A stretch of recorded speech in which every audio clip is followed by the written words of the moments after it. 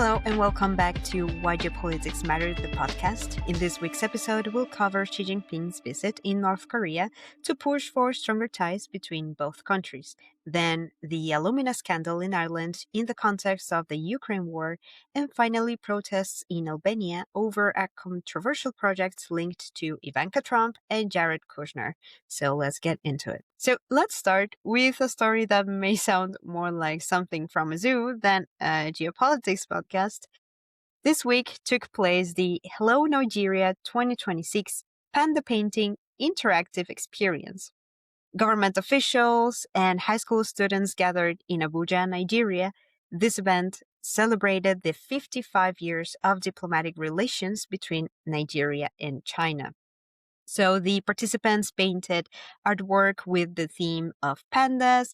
They had dance choreographies, singing performances, and more. The representatives highlighted the friendship between the two countries, and Chinese officials described the panda as a symbol of peace, harmony, and also mentioned that this type of cultural exchanges allowed the deepening of mutual understanding between both nations. But what's interesting is that it could be considered as part of something called the panda diplomacy that China has used for decades. So in the early years of the People's Republic of China, pandas were gifted to allies in effort to strengthen political and economic relationships. One of the most famous examples came from 1972, after the visit of President Richard Nixon to China. So then Beijing sent 2 pandas to the United States as relations between the two countries began to improve. And since then, pandas have become one of China's diplomatic tools. So now you know that geopolitics could also be about bamboo and pandas. It's so interesting that you found this because it's one of my favorite ways. It's so diplomatic and heartfelt for a way to get into the kids' hearts as well. I remember going to the Smithsonian Zoo as a kid because we lived right outside of Washington, D.C. And I remember going and visiting the pandas. And growing up, it was such a big deal on the local news that they had panda cams when they started putting cameras into the zoos. I remember that growing up, and it was a big deal. And it gives you kind of a way to relate with a different country, even though you can't ever visit there, but you can visit one of their most famous animals in the local zoo. So that kind of soft power to send out into the world is such a great way to have better relations between two countries, especially when they're so ideologically different. Exactly. And what you said, it's soft power. It's a way of actually building familiarity and a show of goodwill, but to make two societies come together and form an understanding that will down the road after a couple of years with people or with these kids growing up with a positive image of China, like this may shape decisions, political decisions in the future. So it's an intelligent move and a cute move. What can I say? Double whammy. Great. Now, let's delve into our first topic. So, Meredith, please go ahead. We'll stay on China for the time being as Chinese President Xi Jinping first visit to North Korea in 7 years occurred this week to underscore their commitment to deepening cooperation and rebuilding of their complicated traditional alliance. Xi and Kim Jong-un met in Beijing in September after viewing a military parade alongside the Russian President Vladimir Putin and other foreign leaders.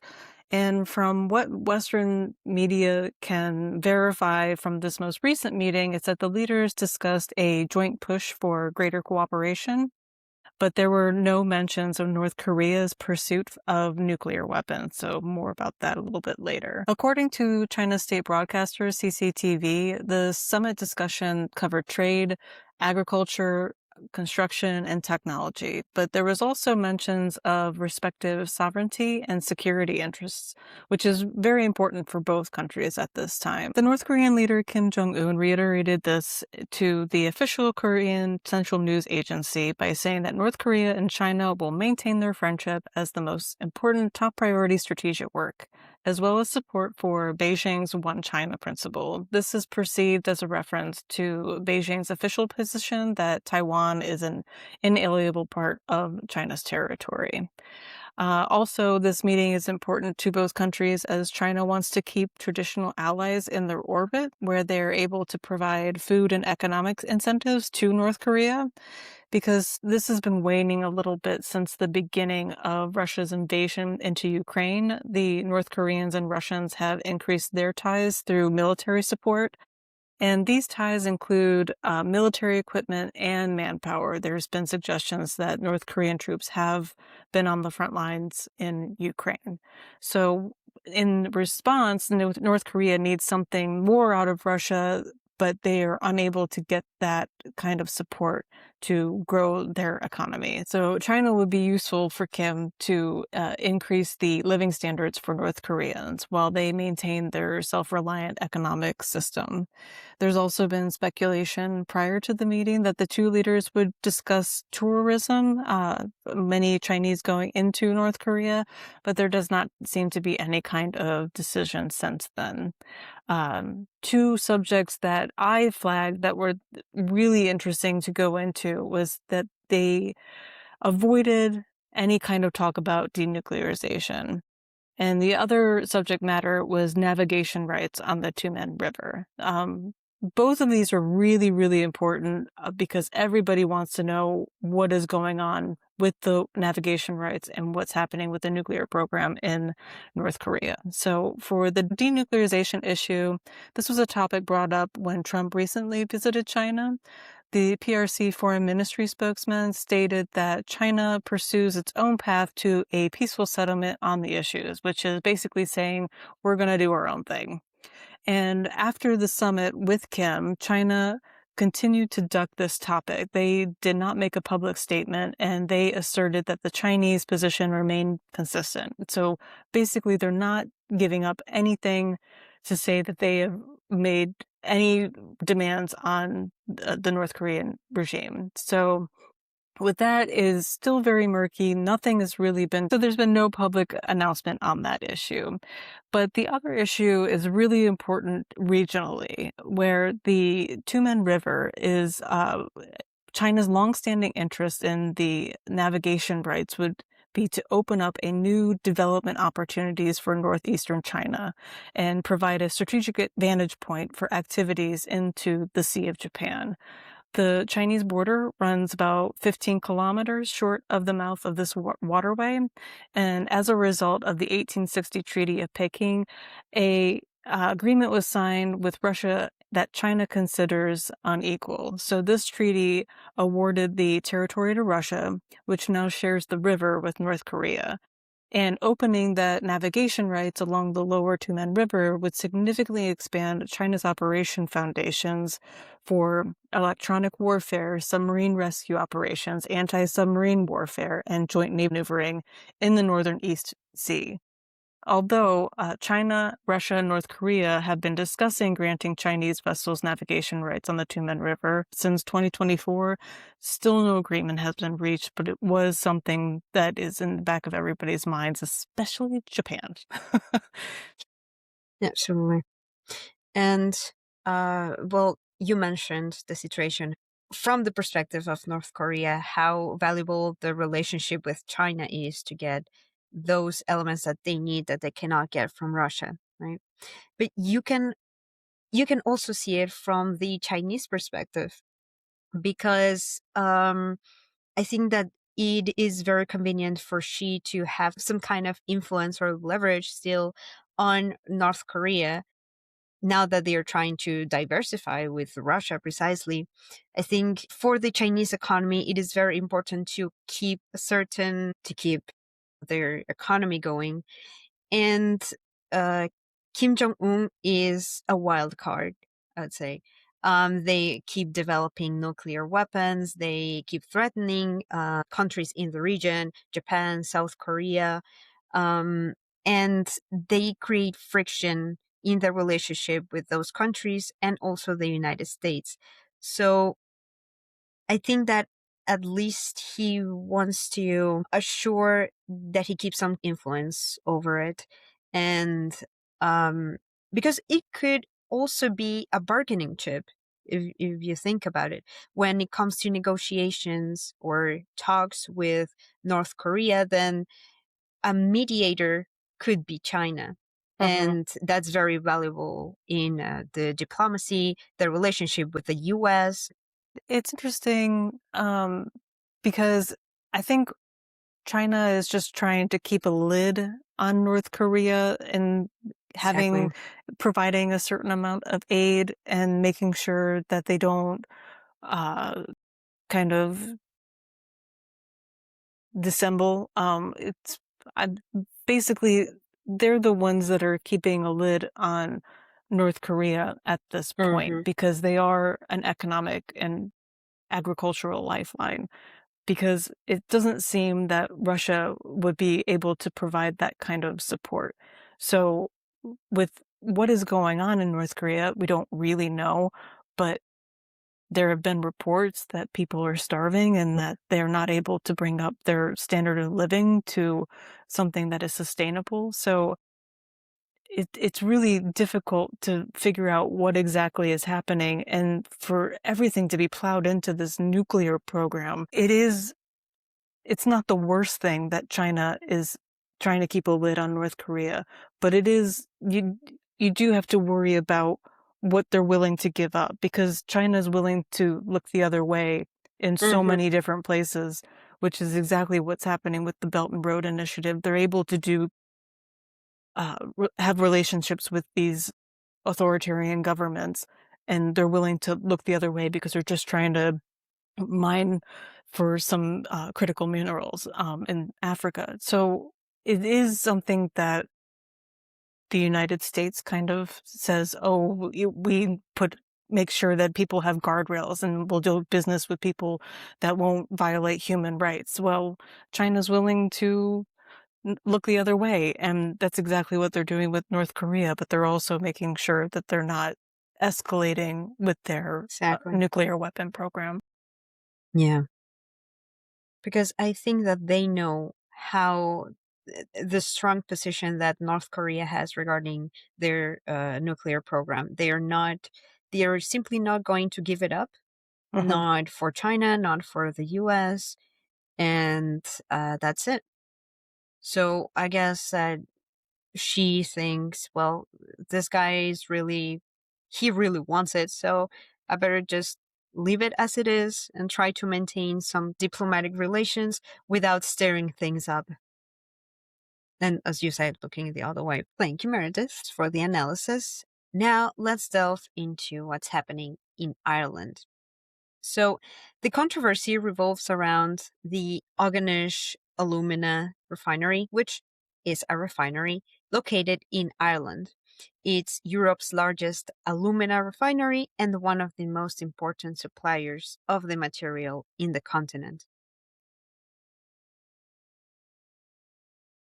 But before I continue, we should talk very quickly about alumina.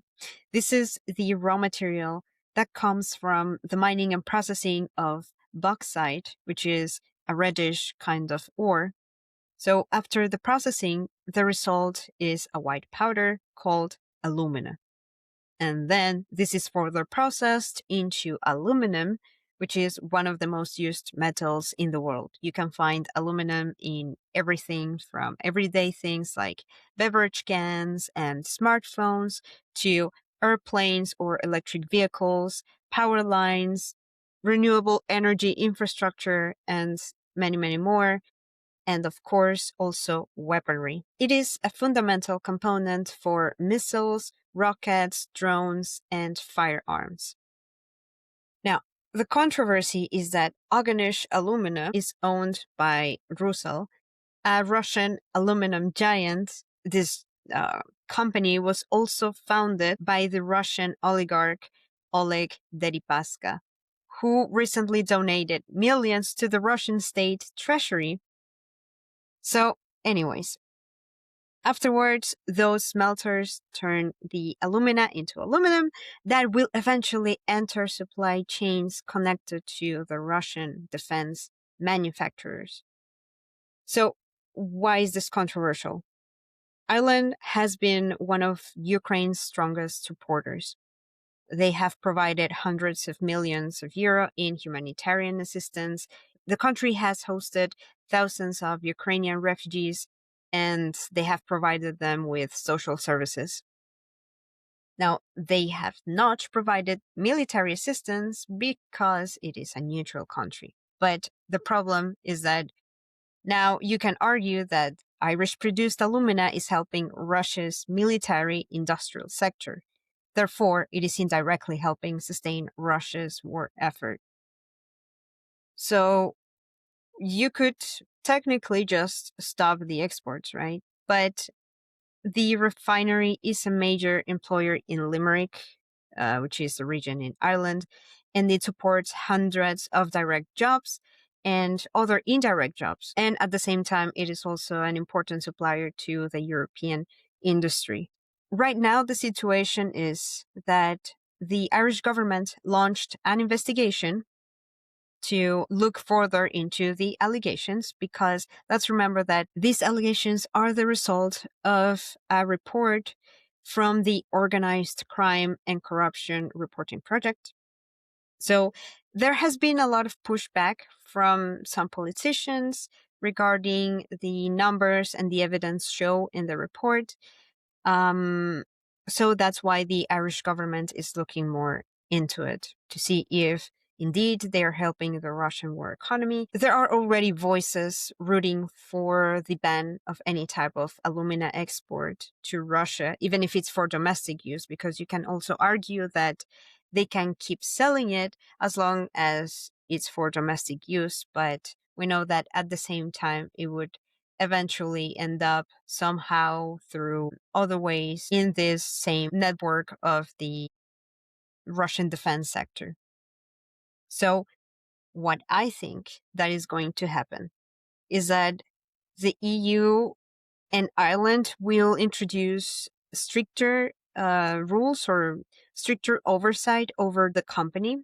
I don't think that alumina will end up being part of the sanctioned products in the new package of sanctions against Russia. Because, again, some policymakers have been arguing that it would be a higher blow to the EU than to Russia, because Russia could replace, could find the alumina somewhere else. But is that true? How easy would it be? I think it would somehow affect either ways. And the other thing is that for a couple of years now, especially since the war started, that there's evidence of lobbying against the sanctioning of this material for a reason. So I don't think that all that influence into not sanctioning it is just going to go away. We already hear a lot of pushback, obviously from the people, again, that depend on these jobs, but also with arguments like it is not illegal to export alumina, well, precisely because it hasn't been ruled out as such. So it's a very, very, very complex situation. But I don't think that they're going to put sanctions on alumina. Global supply chains are so complicated. It's really difficult to nail down where every single material is going. This is something you see a lot in Africa, where you don't know where the gold actually came from. Is it actually from a Mm. legitimate certified mine, or is it from an illegal mine? So it is very complicated just at the base of the actual problem. But then on top of that, Ireland is a country that is very proud of the fact that they has stayed neutral for so long. Um, they're not a part of NATO. They are uh, trying to do the right thing. They've also got the EU presidency coming up. So that is something that, with this issue coming up right beforehand, it is going to be something that um, could come under their presidency. So it's such a complicated issue. And then trying to sanction an EU country from doing something isn't really the point of the sanctions. It's to get the other country to stop what they're doing. So it's being a part of the next sanctions package would be really setting a new precedent of like you're sanctioning your own. And this is, but it's an export, it's not an import, like buying Russian gas or oil when going through the Nord Stream pipelines and whatnot. So those things need to be taken into context and remember the people of Limerick who need jobs. But also it's you are contributing to Russia's war machine. But that's the problem with having such a globalized economy and having Hmm. supply chains that are so complex, you don't really know where everything is coming from. Um, Yeah, it's just it's such a hard problem because it could be happening anywhere, and somebody else could be helping to feed the war machine. Exactly. And it's also the fact that everything going up, it all connects to Russia directly, unfortunately. So we have who owns Organish Alumina, it's Rusal. Who owns Rusal or who founded it? Then this Russian oligarch. Who So has his one of hands in, the like, everything? Like, his name is everywhere when it comes to anything related to Russia. Like, Oleg Deripaska, he knows everybody. His money is in everything, so he knows what he's doing. exactly, exactly. And I'm pretty sure that somewhere along that line, he has a hold on either secrets or very important information or even assets that relate to important people in Ireland, because there has been an initiative or the idea since 2022 of nationalizing the refinery. But for some reason, at some point, it doesn't work out. And this wouldn't happen if there wasn't a pushback. And why is there a pushback? So that's the question. And finally, we will talk about Albania and Ivanka and Jared Kushner. So, Meredith, take it away. Thousands of protesters have poured into central Tirana in Albania's capital, waving national flags and blow up flamingos this week.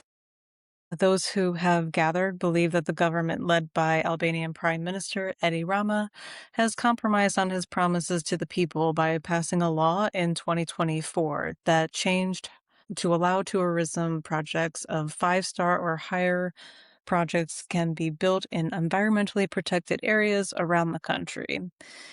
This is an effort by the Prime Minister's strategy for tourism, but the spark for this protest came into public awareness when the former military island of Sazan was lined with fencing and spools of razor wire by a development group for a future real estate project. Locals arrived and clashed with private security guards, and a video of the attack spread rapidly online of a man being roughed up and dragged through the dirt by the guards. The development group that is working on Cezanne is called Affinity Projects, and they are partnered with Jared Kushner, who is Donald Trump's son in law and a Middle East envoy for the efforts in the negotiations with Iran.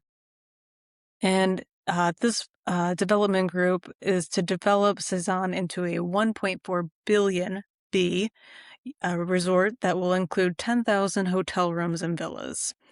With his wife, Ivanka Trump, the president's daughter. This her first encounter onto the island went pretty viral. She was on a podcast discussing her experience of when she landed on the island from her yacht. She was sailing through the Adriatic Sea, not the Mediterranean, like she said. Whatever. Geography nerds a lot. Listen, Yeah. for her it's like or whatever. Or whatever. Yeah. Yeah. She she hiked up this mountain barefoot and wandered around in the sea for a little bit. It's pretty hard to listen to. The podcast interview has gone completely viral, and it further inflamed the protests. So this is not the this is this protest really shows how angry the people are about how this project is perceived. But this is not the first time that the Jared Kushner has eyes on the Balkans. In late 2025, a proposed $500 million redevelopment deal aimed at transforming the bombed-out General Staff site in central Belgrade of Serbia was meant to become a luxury hotel, apartments, and a commercial space. This project would have potentially been the first Trump-branded hotel in Europe, and this was something that he was working on prior to the current administration. So Jared Kushner did spend a lot of time talking to the Serbian president about getting a hold of this complex, which was heavily damaged during NATO's 1999 bombing campaign, and it was later designated as a protected cultural heritage site.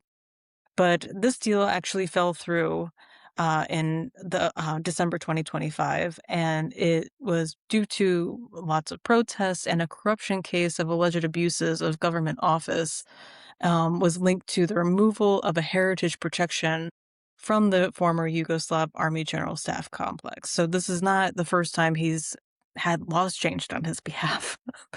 So it does create an image problem for him. So the Albanians are aware of this issue that just happened in Serbia. So it does seem that they're following in the same footsteps that the residents of Belgrade did. So they're not the only ones who are mad about this environmental law change. The European Commission has cautioned Albania against actions that may impact its EU accession path due to the EU's environmental rules, and that jeopardizing its ability to close the Green Chapter 27 in the accession talks. At the same time, the protesters are demanding that the Prime Minister Rama should resign. And according to Politico, Rama's response to the protests on June 5th was that if it wasn't Jared, they wouldn't give a shit. Which is just, yeah, it is Jared Kushner. It is problematic. So they should give a shit, but that's besides the point. And he also stated that the foreign property developers like Kushner are more important to Albania than its own people, which is kind of a smack in the face for them as well. According to demonstrators, opposition politicians, and civil society, the speed of developing Albania as a tourism hotspot has been very stressful on the environment while bringing very little economic benefit for its citizens. It is important to note that for the Albanian economy, tourism can be beneficial. Building hotels and restaurants, as well as having tourists visit cultural sites, can be a boon for the country. And you can have more taxis to get tourists around. There's all kinds of economic benefits to having tourism. They've got lots and lots of studies on that. And the prime minister himself said in 2023 that he would like to have a mixture of low-cost tourism and luxury tourism for Albania. And to clarify that, he said, what 400 yachts can generate is equal to what can be earned by 40,000 low-cost visitors. So he wants more people that are going to come to an island on their yacht, spend time only there, where maybe a couple hundred people will work there that are locals, and then they leave. They don't come on to the actual country and experience anything or provide any kind of incentive to the economy. So it is valid that they will be able to bring in a lot of money and spend a lot of money, but what that trickle down is, it doesn't work that way. Um, so it is valid, but those who wonder why we support these yachts, the way his words have been twisted, and he said this back in 2023, but people are bringing it up now. Like he just said that 400 yachts for 40,000 low-cost visitors just smacks of being like inconsistent, because when you read the entire transcript, he was saying that he wanted to have both. But Hmm. the words are coming back to haunt Rama after the removal of the environmental protection on the island. To develop this luxury resort is just it it's so inconsistent, and the people of Albania will not put up with it. Good for them. Exactly. Good for them. Yeah, there are several points that you can go over, like several issues. And to me, what stood out the most is that part of, and you mentioned this, part of what is fueling all the protests is more than the development project itself. It's when Ivanka Trump was in this podcast, it's about the entitlement that she showed when she was talking about the island. Because, as you were saying, it's very difficult to listen to because she was on a yacht with her friends and like discovering a little bit the land, and she stumbled upon this beautiful island that had never been discovered with this kind of tone, when people already know this island and they go several times a year. Tourist guides take people there, and it's also about the, oh, I see it, I want it, I got it Yeah, mentality. And yeah, it's because so gross. exactly. And especially because, you have uh, uh, Jared Kushner, you have Ivanka Trump and Daddy Trump, and they're able to play their cards, their people, in order to have direct access to that discovered land without any permissions or authorizations going over the laws of the country.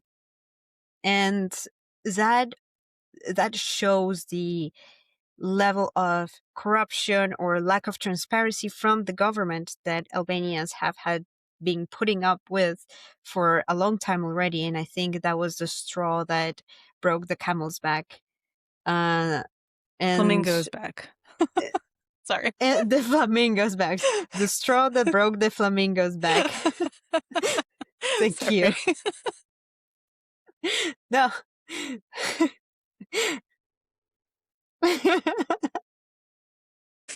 If you zoom out, I think that this this is part of a wider trend of wanting to transform a country into a tourist destination, specifically for ultra luxury type of tourism.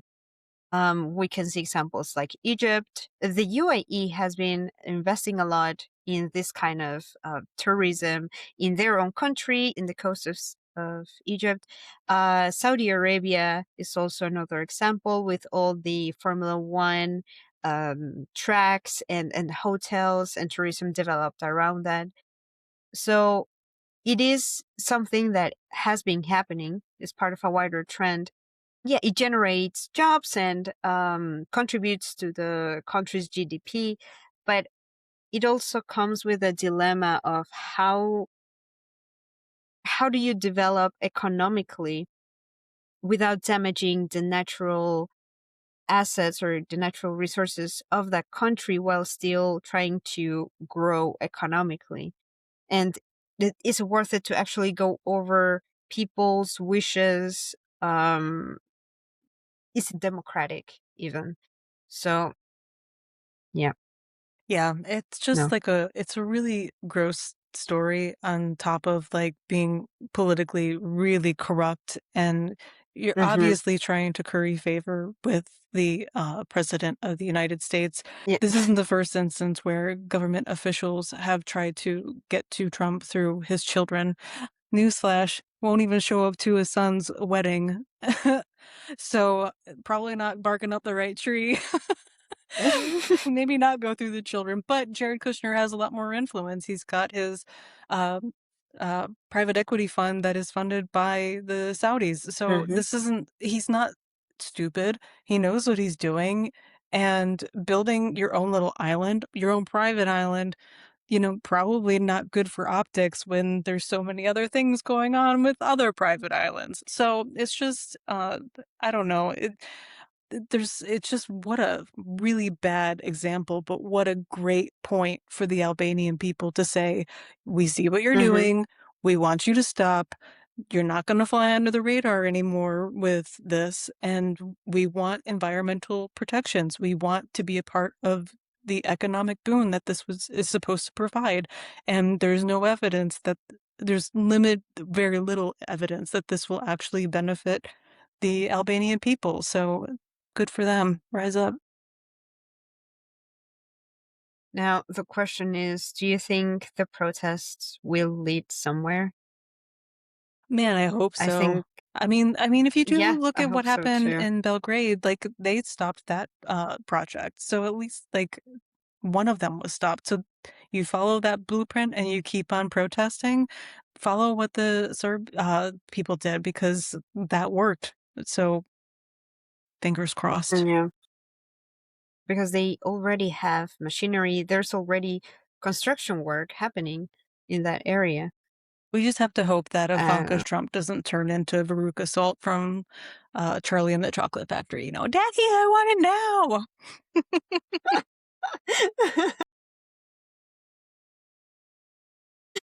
And with that, we conclude this week's discussion.